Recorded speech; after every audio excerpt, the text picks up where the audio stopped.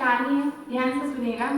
एक बार एक महिला एक शॉप के बाहर खड़ी रहती है और दुकानदार शॉप ओपन कर रहा होता है, मतलब दुकानदार शॉप खोलने ही वाला रहता है। तो वो देखता रहता है कि वो महिला वहाँ क्यों खड़ी है। तो वो उसे व्हाइट साड़ी पहने वो महिला वहाँ खड़ी रहती है। तो वो उससे पूछता है कि मैडम क्या हुआ, आप यहाँ क्यों खड़े हो। तो वो बोलती है उससे कि कल आपने मुझे जो मैंने आपसे जो सामान लिया था उसमें आपने मुझे 10 रुपए ज्यादा दे दिए थे, मैं आपको वही 10 रुपए वापस लौटाने आई हूँ।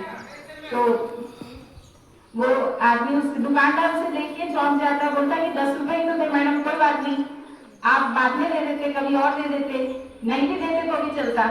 तो बोले नहीं नहीं, मुझे अच्छा नहीं लगता, जो आपके हिस्से के पैसे हैं मुझे उनको मैं अपने पास रख लूं, ये मुझे अच्छा नहीं लगता। आज मेरे पति इस दुनिया में नहीं है, पर मैंने हमेशा यही सीखा है कि भाई जब भी हम ईमानदारी से करें जो भी करें।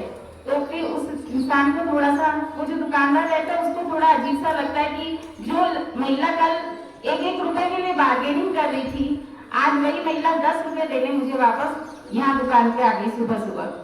तो फिर वो थोड़ी देर सोचता है, उस महिला के जाने के बाद वो थोड़ी देर सोचता है, फिर बाद में वो उस होलसेलर के पास जाता है जहाँ से वो पूरा सामान खरीदता है, उसके पास जाता है और उससे कहता है कि जो मैंने सामान आपसे खरीदा था उसमें मैंने 300 रुपए का मतलब हेर फेर किया है, तो आप अपने ये 300 रुपए पकड़ो। तो जो होलसेलर रहता है वो भी उससे बोलता है कि कोई बात नहीं, आप अगली बार सामान खरीदते उसमें कर लेते, आप हिसाब सही कर लेते अपना।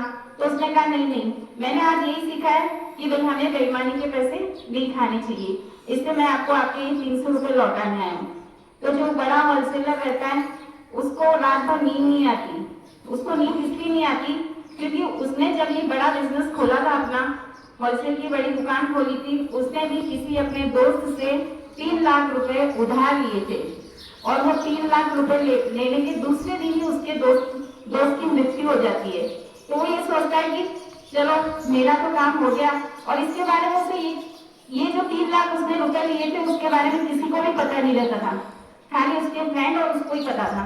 तो उसको लगा कि अब वो तो चला गया, अभी 3 लाख तो मेरे हो गए, उसने यही सोचा। फिर उसको थोड़ा गिल्टी फील होता है कि भाई 3 लाख रुपए मैंने ले रखे हैं, पता नहीं उसकी पत्नी कैसी जी रही होगी, कैसे उसका घर का खर्चा चल रहा होगा। जब उसे पता चलता है कि वो दूसरों के घरों में काम करके अपने बच्चों का पेट पाल रही है, तो उसको गिल्टी फील होता है और फिर वो अपने अकाउंट से 10 लाख रुपए निकाल के उस महिला को देके आता है, और वो महिला वही महिला होती है जो 10 रुपए लौटाने उस दुकानदार के पास पहुंचती है। मतलब इसका ये सीधा सा उदाहरण ये कि भाई आप अगर 10 रुपए का भी किसी का बेईमानी का नहीं खाएंगे तो आगे जाके आपको दुगना होके मिलेगा। Honesty is best policy.